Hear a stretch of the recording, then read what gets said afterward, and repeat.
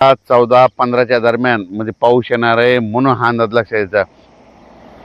ज्यांची हळद असेल तर तुम्ही काय करा की तुमची हळद ह्या 3 दिवसामध्ये झाकून ठेवा, कारण की राज्यामध्ये सांगायचं झालं तर आता पावसाचं आगमन होणार आहे म्हणून हा अंदाज लक्षात घ्यायचा।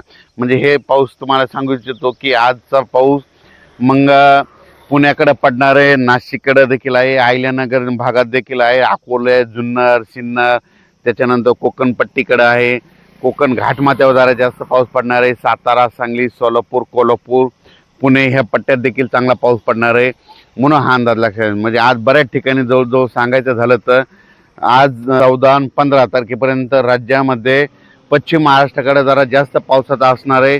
ज्यांची हळद असेल, कांदा असेल तर तुम्ही काय करा, आज दुपारपर्यंत झाकून घ्या। दुपारनंतर राज्यामध्ये म्हणजे बऱ्याच ठिकाणी पश्चिम महाराष्ट्राकडे पावसाला सुरुवात होणार आहे म्हणून हा अंदाज लक्षात घ्यायचा।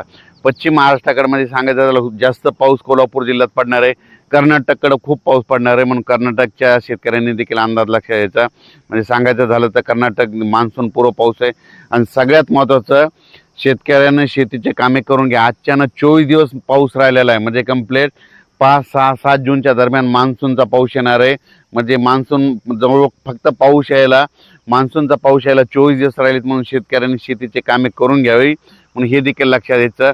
ज्यांच्या हळदी असेल समजा पश्चिम महाराष्ट्रातल्या देखील समजा सांगली जिल्हा, सोलापूर जिल्हा, कोल्हापूर जिल्हा, अहिल्यानगर, जुन्नर, सिन्नर, नाशिक, त्याच्यानंतर संभाजीनगर, जालना जिल्हा, परभणी जिल्हा, लातूर जिल्हा, धाराशिव जिल्हा, बीड जिल्हा, ज्यांच्या हळदी काय असेल तर तुम्ही आज काय करा, दुपारनंतर झाकण्याची तयारी ठेवा, कारण की दुपारनंतर राज्यामध्ये बऱ्याच ठिकाणी पाऊस येणार आहे। सर्वदूर नाही पडणार, फक्त विखुरलेल्या स्वरूपाचा हे अवकाळी पाऊस असतो।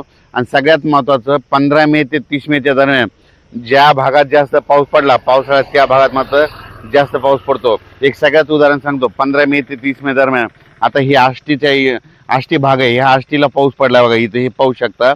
तर येणाऱ्या पावसाळ्यात इथं दररोज पाऊस येणार आणि जर एखाद्या दिवशी इथं बाजूला एखाद्या गावाला नाही पडला तर येणाऱ्या पावसाळ्यात त्या गावाला सोडून देणार म्हणून हे लक्षात घ्यायचं।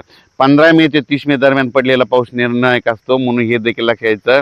म्हणून राज्यातल्या सर्व शेतकऱ्यांनी हा अंदाज लक्षात घ्यायचा। पाऊस जवळ आलेला आहे, शेतीचे कामे करून घ्या। फक्त 24 दिवसात पाऊस राहिला आहे म्हणून हे अंदाज लक्षात घ्यायचा। मान्सून उद्या 16 किंवा 17 तारखेला अंदमान बेटावर दस्तक देणार आहे, त्याच्यामुळं यावर्षी लवकर पाऊस येऊ शकतो म्हणून हे देखील सर्व शेतकऱ्यांनी लक्षात घ्यायचं। अचानक वातावरणात बदल झाला तर लगेच एक मेसेज दिला जाईल। धन्यवाद।